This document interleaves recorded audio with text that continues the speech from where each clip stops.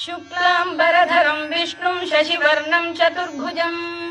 प्रसन्नवदनं ध्यायेत् सर्वविघ्नोपशान्तये।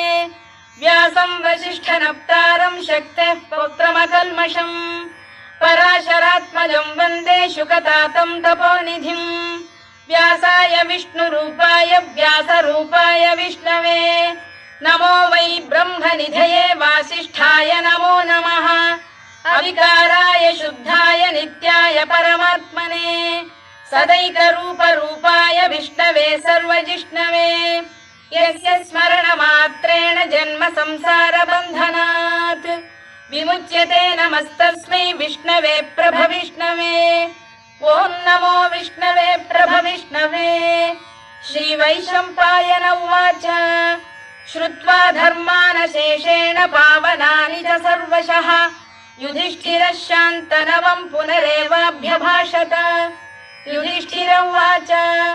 किमेकं दैवतं लोके किं वाप्येकं परायणम् स्तुवन्तः कङ्कमर्चन्तः प्राप्नुयुर्मानवा शुभम्। को धर्मः सर्वधर्माणां भवतः परमो मतः किं जपन्मुच्यते जन्तुर्जन्म संसारबन्धनात्। श्रीभीष्म उवाच जगत्प्रभुं देवदेवमनन्तं पुरुषोत्तमं स्तुवन्नाम सहस्रेण पुरुषः सततोत्थितः तमेव चार्चयन् नित्यं भक्त्या पुरुषमव्ययम् ध्यायन् स्तुवन् नमस्यंश्च यजमानस्तमेव च अनादिनिधनं विष्णुं सर्वलोकमहेश्वरम् लोकाध्यक्षं स्तुवन् नित्यं सर्वदुःखातिगो भवेत्। ब्रह्मण्यं सर्वधर्मज्ञं लोकानां कीर्तिवर्धनम् लोकनाथं महद्भूतं सर्वभूतभवोद्भवम् एष मे सर्वधर्माणां धर्मोऽधिकतमो मतः यद्भक्त्या पुण्डरीकाक्षं स्तवैरच्चेन्नरः सदा परमं यो महत्तेजः परमं यो महत्तपः परमं यो महद्ब्रह्म परमं यः परायणम् पवित्राणां पवित्रं यो मङ्गलानां च मङ्गलम् दैवतं देवतानां च भूतानां यो व्ययः यतः सर्वाणि भूतानि भवन्त्यादियुगागमे यस्मिंश्च प्रलयं यान्ति पुनरेव युगक्षये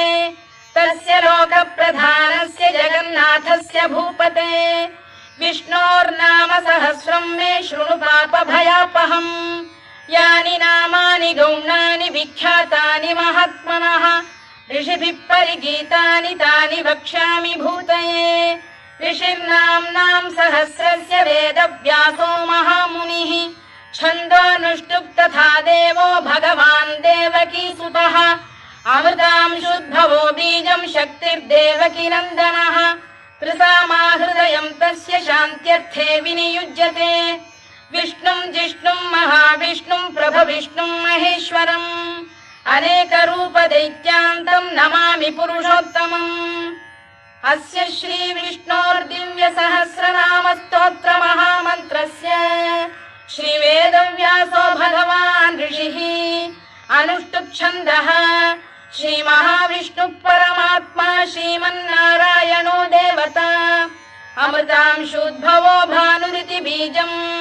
देवकी नन्दन श्रेष्ठेति शक्तिः उद्भवः क्षोभणो देव इति परमो मन्त्रः शङ्खबृन्नन्दकी चक्रीति कीलकम् शार्ङ्गधन्वा गदाधर इत्यस्त्रम् रथाङ्गपाणिरक्षोभ्य इति नेत्रम् त्रिसामा सामरः सामेति कवचम्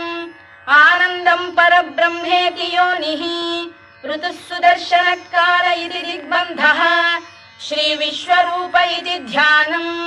श्रीमहाविष्णुप्रीत्यर्थे सहस्रनाम जपे विनियोगः। ध्यानम् क्षीरोदन्वत्प्रदेशे शुचिमणिविलसत्सैकते मौक्तिकानाम् मालाक्लुप्तासनस्थस्फटिकमणिनिभैर्मौक्तिकैर्मण्डिताङ्गः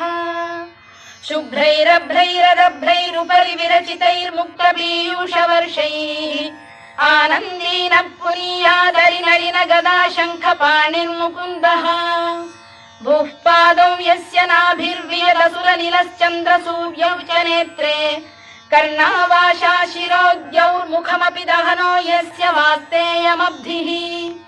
अन्तस्थं यस्य विश्वं सुरनरखगो भोगि गन्धर्व दैत्यैः चित्रं रम्यते तं त्रिभुवन वपुषं विष्णुमीशं नमामि। ॐ नमो भगवते वासुदेवाय। शान्ताकारं भुजगशयनं पद्मनाभं सुरेशं विश्वाधारं गगनसदृशं मेघवर्णं शुभाङ्गम् लक्ष्मीकान्तं कमलनयनं योगिधृध्यानगम्यं वन्दे विष्णुं भवभयहरं सर्वलोकैकनाथम् मेघश्यामं पीतकौशेयवासं श्रीवत्साङ्कं कौस्तुभोद्भासिताङ्गम् पुण्योपेतं पुण्डरीकायताक्षं विष्णुं वन्दे सर्वलोकैकनाथम् नमः समस्तभूतानामादिभूताय भूभृते अनेकरूपरूपाय विष्णवे प्रभविष्णवे सशङ्खचक्रं सकिरीटकुण्डलं सपीतवस्त्रं सरसीरुहेक्षणं सहारवक्षस्थलशोभिकौस्तुभं नमामि विष्णुं शिरसा चतुर्भुजम् छायायां पारिजातस्य हेमसिंहासनोपरि आसीनमम्बुदश्याममायताक्षमलङ्कृतम् चन्द्राननं चतुर्बाहुं श्रीवत्साङ्कितवक्षसम् रुक्मिणी सत्यभामाभ्यां सहितं कृष्णमाश्रये।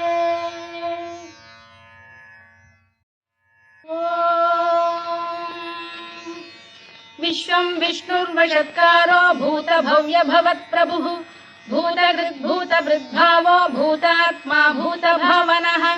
भूतात्मा परमात्मा च मुक्तानां परमागतिः अव्ययः पुरुषः साक्षी क्षेत्रज्ञोऽक्षर एव च योगो योगविदां नेता प्रधानपुरुषेश्वरः नारसिंहवपुः श्रीमान् केशवः पुरुषोत्तमः सर्वशर्व शिवस्थाणुर्भूतादिर्निधिरव्ययः सम्भवो भावनो भर्ता प्रभवः प्रभुरीश्वरः स्वयंभूः शम्भुरादित्यः पुष्कराक्षो महास्वनः अनादिनिधनो धाता विधाता धातुरुत्तमः अप्रमेयो ऋषिकेश पद्मनाभोऽमर प्रभुः विश्वकर्मा मनुस्पष्टा स्थविष्ठस्थविरो ध्रुवः अग्राह्यः शाश्वतः कृष्णो लोहिताक्ष प्रदर्दनः प्रभूतस्त्रिककुब्धाम पवित्रं मङ्गलं परम् ईशान प्राणद प्राणो ज्येष्ठः श्रेष्ठः प्रजापतिः हिरण्यगर्भो भूगर्भो माधवो मधुसूदनः ईश्वरो विक्रमी धन्वी मेधावी विक्रमक्रमः अनुत्तमो दुराधर्षः कृतज्ञः कृतिरात्मवान् सुरेशः शरणं शर्म विश्वरेताः प्रजाभवः अघः संवत्सरो व्याल प्रत्ययः सर्वदर्शनः अजः सर्वेश्वरः सिद्धः सिद्धिः सर्वादिरच्युतः वृषाकपिरमेयात्मा सर्वयोगविनिसृतः वसुर्वसुमनः सत्यः समात्मा संमितः समः अमोघः पुण्डरीकाक्षो वृषकर्मा वृषाकृतिः रुद्रो बहुशिरा बभ्रुर्विश्वयोनिश्चुतिश्रवाः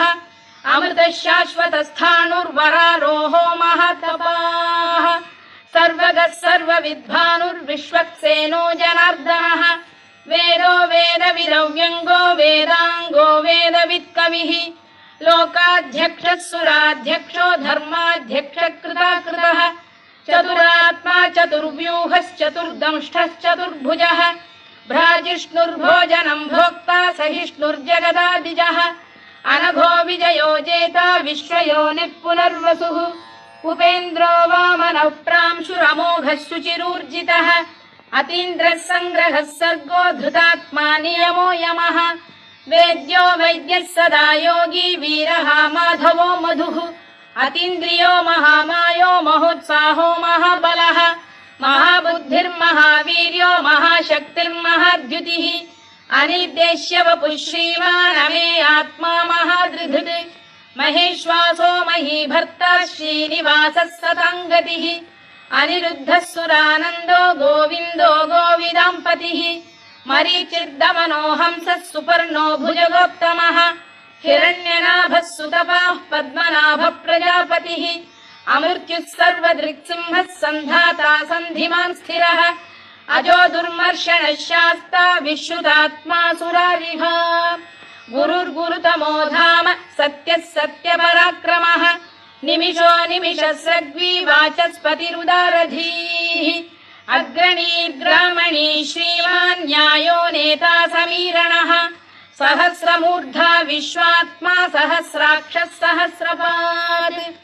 आवर्तनो निवृत्तात्मा संवृतः सम्प्रमर्दनः अधः संवर्तको वह्निरनिरो धरणीधरः सुप्रसाद प्रसन्नात्मा विश्वधृक् विश्वभुग्विभुः सत्कर्ता सत्कृतः साधुर्जह्नुर्नारायणो नरः असंख्येयो प्रमेयात्मा विशिष्टः शिष्टकृच्छुचिः सिद्धार्थ सिद्ध संकल्पः सिद्धिदः सिद्धिसाधनः वृषाही वृषभो विष्णुर्वृषपर्वा वृषोदरः वर्धनो वर्धमानश्च विविक्तः श्रुतिसागरः सुभुजो दुर्धरो वाग्मी महेन्द्रो वसुदो वसुः नैकरूपो बृहद्रूपः शिपिविष्टप्रकाशनः ओजस्तेजोद्युदिधरः प्रकाशात्मा प्रतापनः वृद्धस्पष्टाक्षरो मन्त्रश्चन्द्रांशुर्भास्करद्युतिः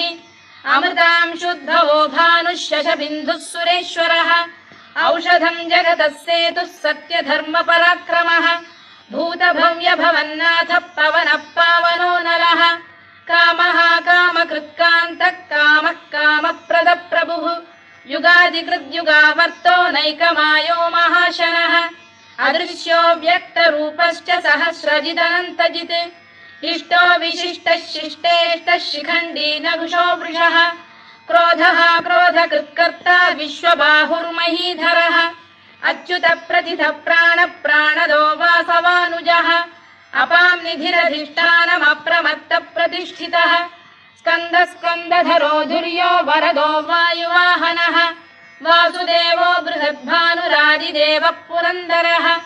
अशोकस्तारणस्तारः शूरः शौरिर्जनेश्वरः अनुकूलः शतावर्तः पद्मी पद्मनिभेक्षणः पद्मनाभोरविन्दाक्षः पद्मगर्भः शरीरभृत् महर्धिर्वृद्धो वृद्धात्मा महाक्षो गरुडध्वजः अतुलः शरभो भीमः समयज्ञो हविर्हरिः सर्वलक्षणलक्षण्यो लक्ष्मीवान् समितिञ्जयः विक्षरो रोहितो मार्गो हेतुर्दामोदरः सः महीधरो महाभागो वेगवानमिताशनः उद्भवः क्षोभणो देवः श्रीगर्भः परमेश्वरः करणं कारणं कर्ता विकर्ता गहनो गुहः व्यवसायो व्यवस्थानः संस्थानस्थानदो ध्रुवः परद्धिः परमस्पष्टस्तुष्टः पुष्टः शुभेक्षणः रामो विरामो विरतो मार्गो नेयो नयोनयः वीरः शक्तिमतां श्रेष्ठो धर्मो धर्मविदुत्तमः वैकुण्ठः पुरुषः प्राणः प्राणदः प्रणवपृतुः हिरण्यगर्भः शत्रुघ्नो व्याप्तो वायुरधोक्षजः ऋतुः सुदर्शनकारः परमेष्ठी परिग्रहः उग्रः संवत्सरो दक्षो विश्रामो विश्वदक्षिणः विस्तारस्थावरस्थाणुः प्रमाणं बीजमव्ययम् अर्थोऽनर्थो महाकोशो महाभोगो महाधनः अनिर्विण्णस्थविष्ठो भूर्धर्मयूपो महामखः नक्षत्रनेमिर्नक्षत्री क्षमः क्षामः समीहनः यज्ञयुज्यो महेज्यश्च क्रतुः सत्रं सदाङ्गतिः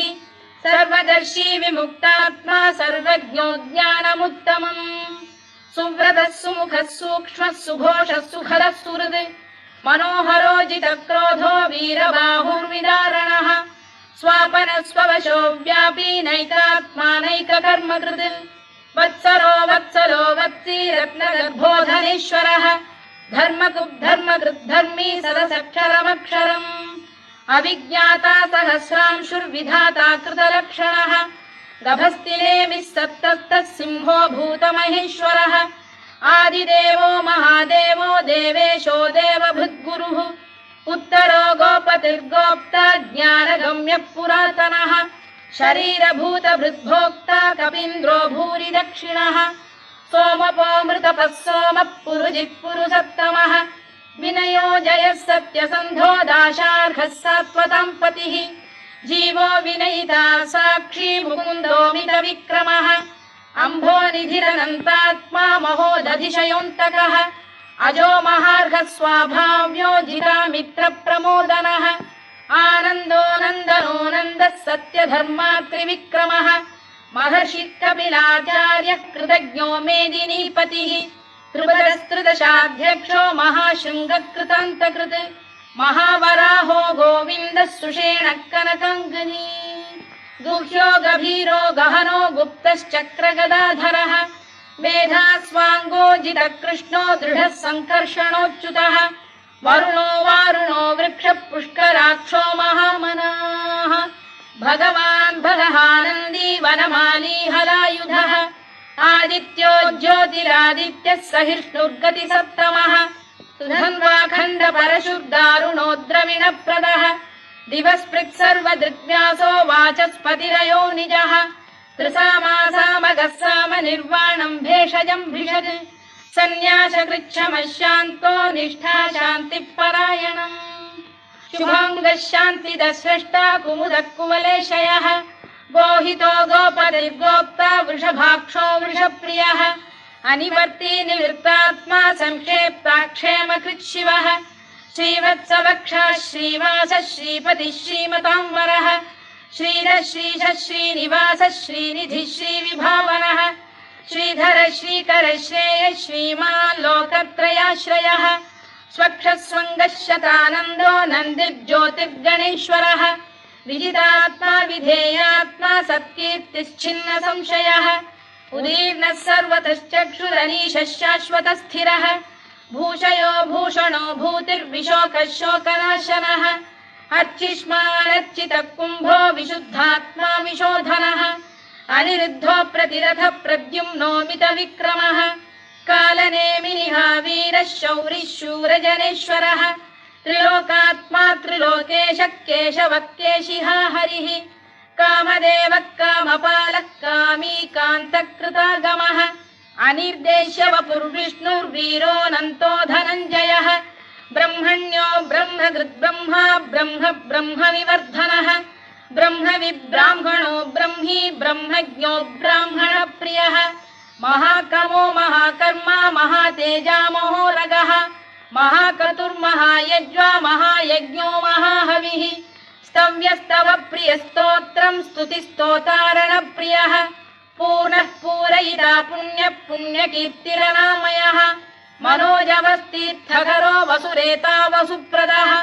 वसुप्रदो वासुदेवो वसुर्वसुमनाहविः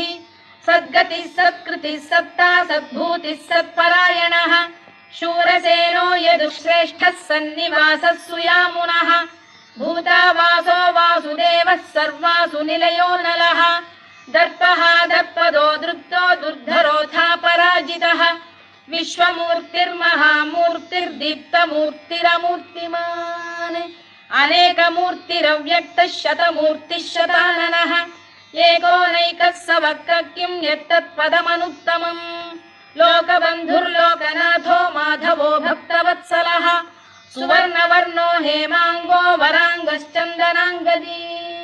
वीरः विषमः शून्यो घृताशीरचरश्चरः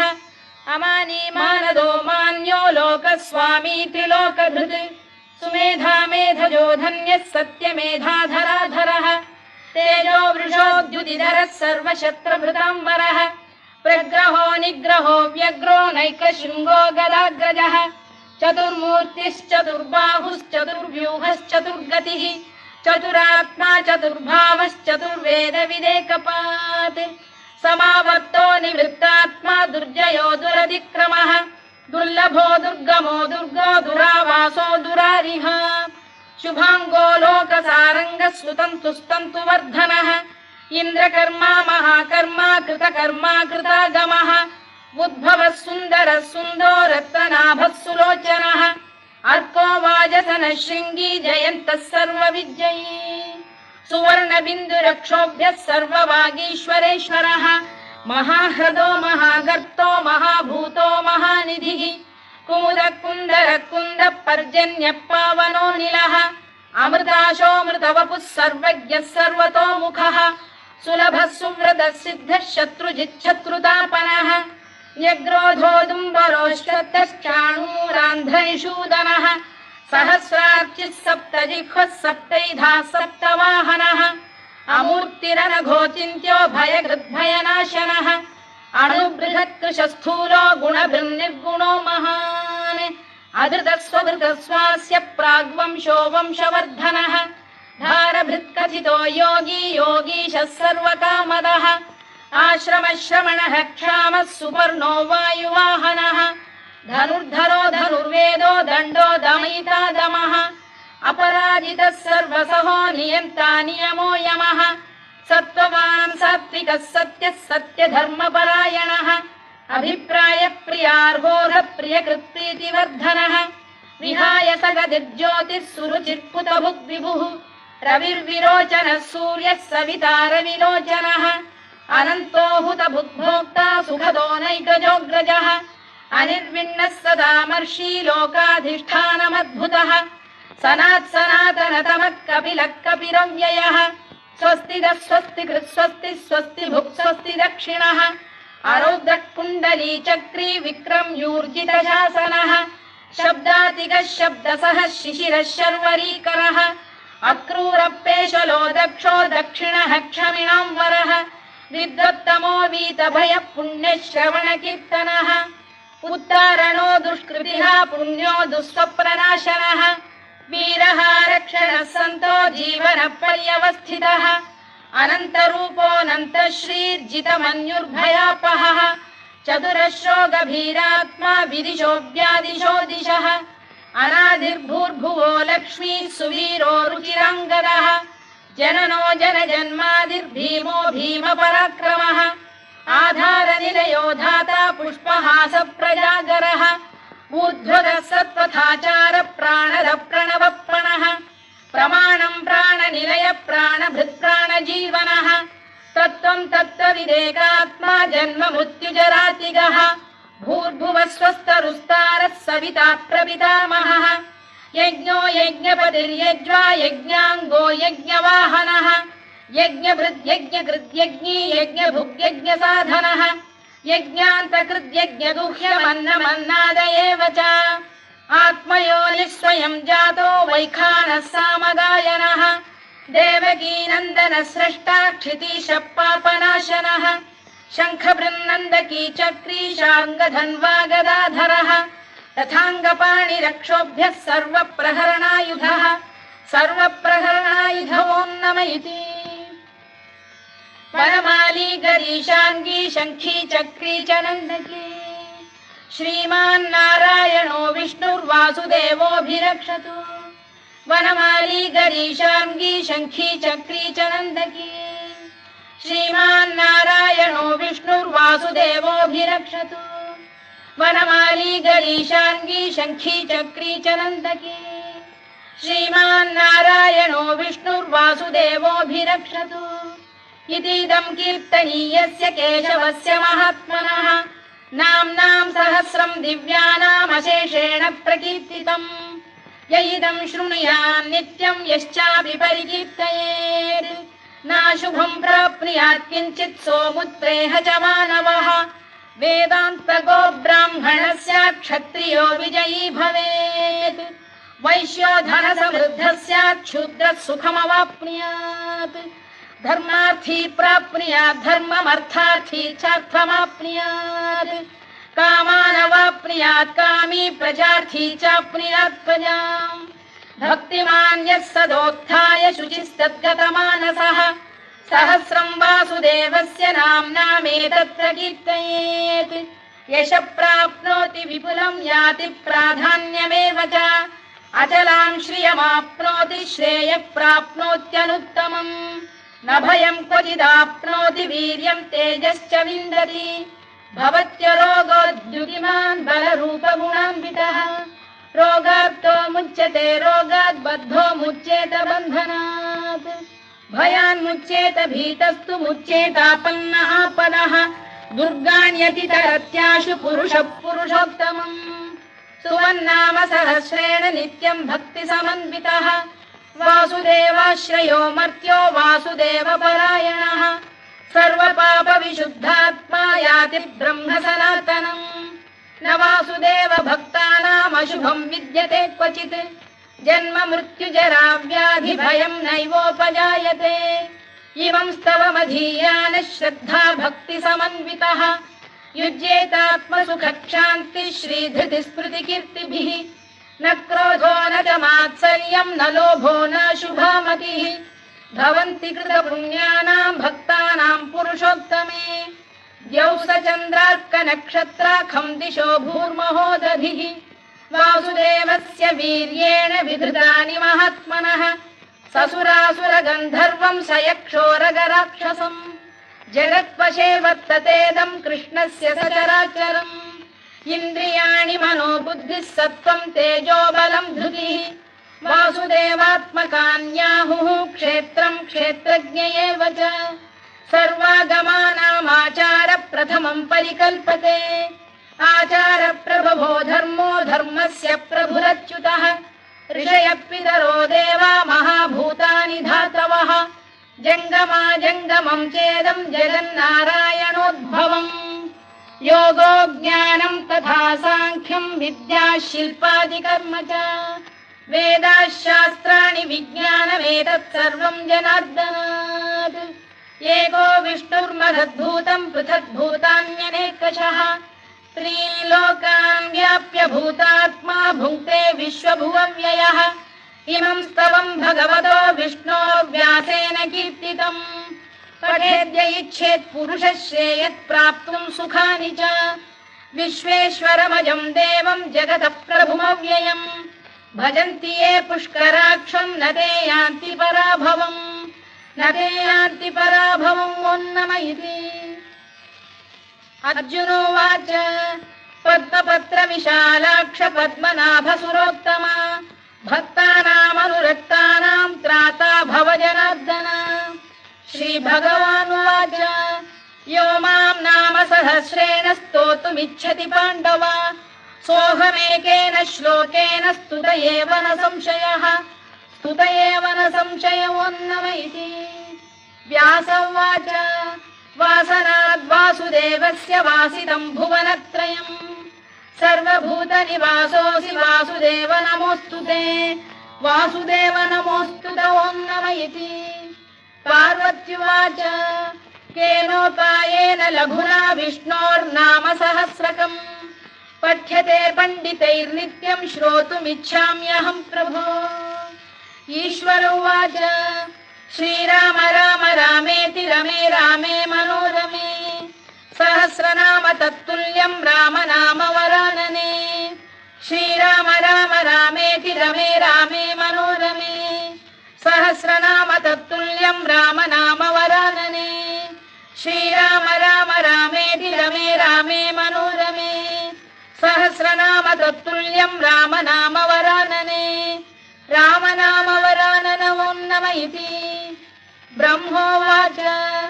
नमोऽस्त्वनन्ताय सहस्रमूर्तये सहस्रपादाक्षि शिरोरुबाहवे सहस्रनाम्ने पुरुषाय शाश्वते सहस्रकोटियुगधारिणे नमः सहस्रकोटियुगधारिणे नमः ॐ नम इति सञ्जय उवाच यत्र योगेश्वर कृष्णो यत्र पार्थो धनुर्धरः तत्र श्रीविजयो भूतिर्ध्रुवा नीतिर्मतिर्मम श्रीभगवानुवाच अनन्याश्चिन्तयन्तो मां ये जनाः पर्युपासते तेषां नित्याभियुक्तानां योगक्षेमं वहाम्यहम् परित्राणाय साधूनां विनाशाय च दुष्कृतां धर्म संस्थापनार्थाय संभवामि युगे युगे आर्ता विषण्णा शिथिलाश्च भीता घोरेषु च व्याधिषु वर्तमानाः संकीर्त्य नारायण शब्दमात्रं विमुक्तदुःखा सुखिनो भवन्तु कायेन वाचा मनसेन्द्रियैर्वा बुद्ध्यात्मना वा प्रकृते स्वभावात् करोमि यद्यत् सकलं परस्मै नारायणायेति समर्पयामि।